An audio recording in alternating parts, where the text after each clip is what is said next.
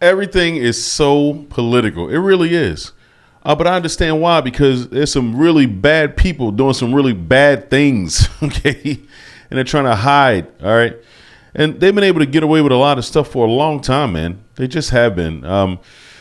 These liberal cities, man, oh, my goodness, bro.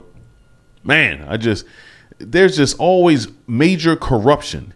And it shows. Like, it's like whatever's on the inside, it just starts to show on the outside. You know, so whatever's happening in the court system, it's just a reflection of what's going on in the streets. You know, what you can see on the streets. So it starts right in the courtroom. That's the level of corruption that they have, because we can see the criminals, doing hard crimes. You know, dismembering people, pushing people in front of trains, punching ladies in the face, and they're getting released from prison. All right, just overnight. You know, it's wild, man. This stuff is actually really happening.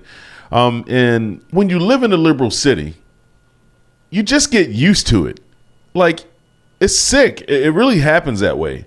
I lived in Maryland for a very long time, half of my life, and I just got used to it.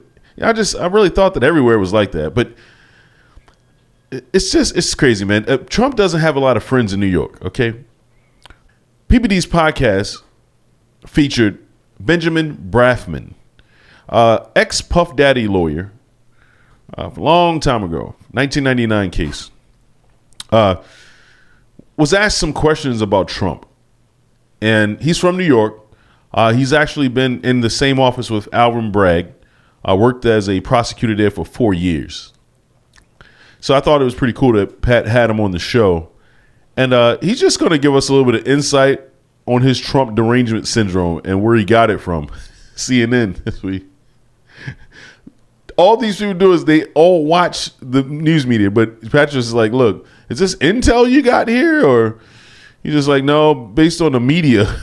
It's fake news. That's where you get all this information from. It's unbelievable, man.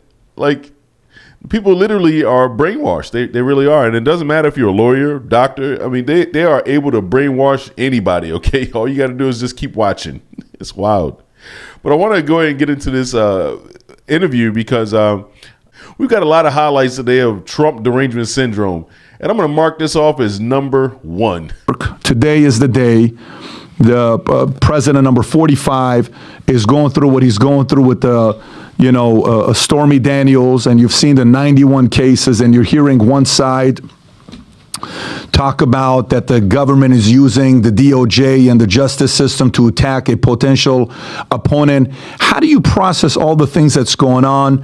Are you supportive of the decisions they're making there and the way they're handling a New Yorkan like yourself? How do you process this whole, handling of how they've treated Letitia James, how they've handled Donald Trump? I made a decision several years ago to, stay out of the Trump world, if you will. And I've abided by that decision. So if you want my comment on the cases, I think individually some of the cases are more significant than others. I reject outright that there is a conspiracy afoot, that the weaponization of the Justice Department is determined to destroy a presidential candidate. I've been around too long. There are too many people who would have to be involved in a process like that. But, I know it's the hottest topic of discussion, especially in New York today, where the downtown of New York has been turned into a virtual circus. But, if you want a technical question about jury selection or something like that, I'm happy to discuss it. But I really don't want to talk about, Donald Trump and the various cases. I will say that based on the information I have, which comes primarily from the media, from the legal publications I read, the suggestion that all of these cases are part of one genuine conspiracy to destroy a presidential candidate, I just don't accept that. That's based on intel you have that you're saying? It's not based on intel. It's based on, my experience in the criminal justice system goes back more than 45 years. I know Bragg. I know that office. I was a prosecutor in that office for more than 4 years. And to suggest that, they've managed to put together a team that only specific purpose is to prosecute a presidential contender. To me, is just doesn't make any sense. And I point out that an independent grand jury indicted him. So who knows what happens in this trial? And I rejected invitations from every cable network and news station to be a talking head about the case and to give my, if you will, expert opinion. And I just, I'm trying to stay away from that. Yeah, I mean, since you said specifics, the one part about having to pay $450 million, the 383, the 83 to that E. Jean Carroll that she said he never raped her. And even on Anderson Cooper was the funniest thing where he's like, what is rape to you? Well, rape is a man's fantasy. And then Anderson Cooper's like, this girl's weird. He's trying to get off. He says, you're fascinating. And then she goes on Rachel Maddow and says, Rachel, we're going to go shopping together with this money. A little creepy, a little weird. I'm sure you're not the type of guy that wants to see your client celebrating doing something like that with the event not taking place. And then also the other side, I'm in Florida here right now myself. I've lived in California 20-something years, 5 years Dallas, 3 years Florida, 10 years in Iran, 2 years in Germany, and a few years in the U.S. Army. And in here, when you go to Flagler's restaurant across the street from Breakers, I'm sure you've been to Breakers many, many times. And when you go to Mar-a-Lago, and for the judge to say that's an $18 million property, and all the stuff that anybody that buys a house or property, assessment, appraisal, no, you defrauded people from money, but everybody got their money. That's a little bit of, even Forbes said it's worth $450 million. Even CNN after he was found guilty that he had to pay the money. Even CNN came back and he said on a fire sale, he can sell this property for $250 to $350 million. There's a little bit of manipulation there why I'm sure a guy like me, I'm not a political guy, I'm a business guy. You sit there and you wonder, would I ever do business in New York if you worry if somebody disagrees with your politics? What do you think about the way they handled and telling him and the rest of America that Mar-a-Lago is only an $18 million property? Well, Mar-a-Lago is an interesting place. I've never been there, but I've seen pictures of it. And, the fact is that maybe that property was undervalued by the court. But, the heart of that case really revolved about the change in the square footage of his personal apartment from 10,000 square feet to 30,000 square feet.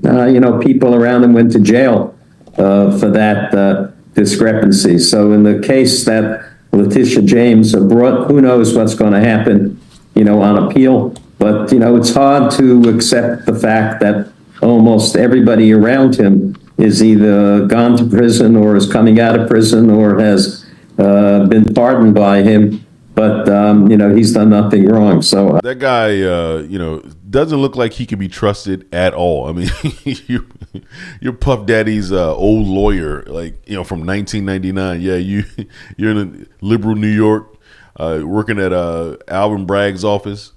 Yeah, we already know we can't trust you, bro. You're not gonna tell the truth. All right, you're watching CNN, MSNBC. That's where your eyeballs live. All right, so. This next clip, it wasn't hard to find, the derangement. Every single day is TDS on high. These people, they have the blues and, they have to sing it to the audience. So I want to go ahead and let you guys see a little bit of Trump derangement syndrome just as a nightcapper so you guys can sleep well and just to know that you're not crazy. All right. They're the crazy ones. OK, they have 6,066,000 subscribers. I can't. I'm not making it up. I should have screenshot it. These deranged lunatics. Listen, his base is his base. They're not listening to us. They're not listening to anybody who's going to contradict Donald Trump. So I guess that's true for them. But we're talking about the most significant trial, or at least one of them in American history.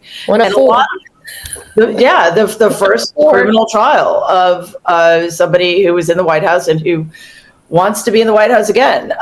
So we're going to have a much wider audience than we might otherwise. And I think one of the main reasons I disagree is with the the assessment that it will help him is because we're going to be seeing Donald Trump again in a unique context. Usually at a rally or at a press conference, he is controlling the room. He is controlling the narrative. And any gaffes or ramblings can be put down to he's riffing, he's, I don't know, doing improv. It's always explained away. In this situation, one, he can't do that. He can't speak out of turn. He needs permission. And we're going to see certain traits that seem to play well with people, his thuggishness, that's hard to say, his lack of impulse control, right? And we're going to see them in a very strict setting that is, the American people have a lot of respect for the judicial process. Jurors, I mean, just in case there's any doubt in anybody's mind, jurors take their jobs very seriously. Bro, it's amazing how these people just love to paint a picture of how Donald Trump is. She said his thuggishness. It's hard to say. She doesn't say thuggish that often. It's terrible, man. Oh my goodness. They have lost their minds. They get a kick out of, telling you how it's going to look and how it's going to be. It's almost like as a theater. Like it really is theater to them, And they say that the American people are serious about their judicial system. Yeah, we are. But in the liberal cities, they don't care. Anything goes. In New York, they literally just did not prosecute some people that chopped up two people, okay? They chopped these two people up. They had Kathy Hochul right here on The View, all right, talking about this, making excuses about it, saying they couldn't prosecute the people for the crimes. They actually did. They had so much blood on the scene, okay, in the pipes, so much evidence. And they didn't convict the 4 people that chopped these two people's bodies up and tried to hide their bodies. They let them out of jail. I don't even know why people still live there with a straight head on their shoulders. How could you live in New York? I would never do business with New York. People call me from New York all the time. I say, "Are you in New York?" I'm not doing business with you. I'm not. I will not put any money into New York, guys. It's crazy. So they are telling you how they enjoy telling you how the court case is going to be. It's really sick. Because they're making it all up as they go along. They're gonna, they're trying to make you think that, they're trying to make their audience think that this is going to be very serious, and it's actually official, and they're going to be, the jury, they take their jobs very serious. They're handpicking everybody. Okay, they set all of this up, bro.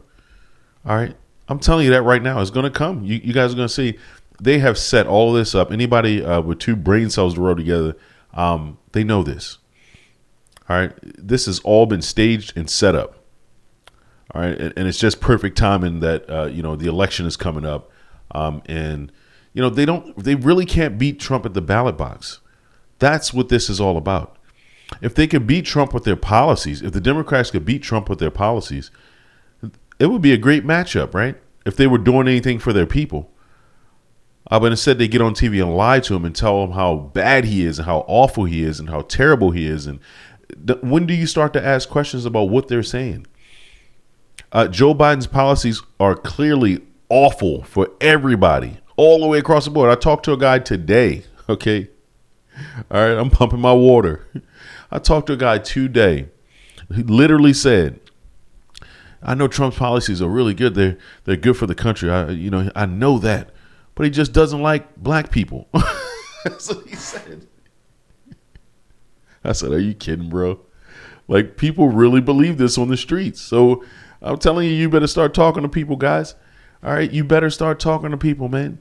That's the one thing that they tell you. Don't talk about politics. Don't talk about Yeshua, Jesus. Don't talk about religion. Like, those are the things you're supposed to be talking about all day, every day. If we talked about it, we wouldn't be in such trouble. All right, but everybody's scared to talk, just to talk to regular people, like they're going to, do something bad to you for talking. In a liberal city, you might get beat up for saying that you like Trump. Okay, that's just how it is. Charles Barkley, his show just got canceled. He said he's going to beat people up that, see, if he sees somebody with a Trump t-shirt on, he's going to beat him up. Well, him and Gail just got their show canceled. Nobody wants to watch that. These people are not popular. But they have a base of people who are absolutely deranged. 6.66 million people who watch their show. It's crazy. But the TDS is absolutely real. And the only way we can combat that is just putting out information, man. Share, subscribe to the channel. All right.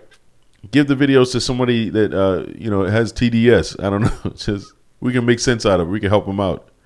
But Joe Biden's destroying the country, and everybody knows it. But what's stronger? The financial trouble that we're in right now to these people, or their hate for Trump. And it's very sad that the hate for Trump could actually win. They could take the election by making their viewers hate someone so bad who hasn't done anything wrong. Where's the proof? Where is all the proof here that this man have done these crimes? Where's the proof? There is none. There is no proof, bro. So I mean, we clearly can see what's going on. Why would someone do this? Why would a lot of the people that you talk to on the streets, like, why would they make this all up? Why would they bring all these charges against Trump if they weren't true? Why does he have 34 charges, bro? We're talking about a presidential election, okay? We're talking about a presidential election. All right, Trump ran one of the greatest economies that we've ever had when he was in office. COVID-19 hit mysteriously. All right, these people, it's going to be very hard to talk to them and tell them what's going on, but we're going to do it anyway. All right, we're going to do it anyway. Yeah, they'll do anything to take out Trump. They'll do anything to take him down, bro. It's just a fact. They've been trying this for a very long time. They really want to control us. The government wants complete power over all of us. That's what they want.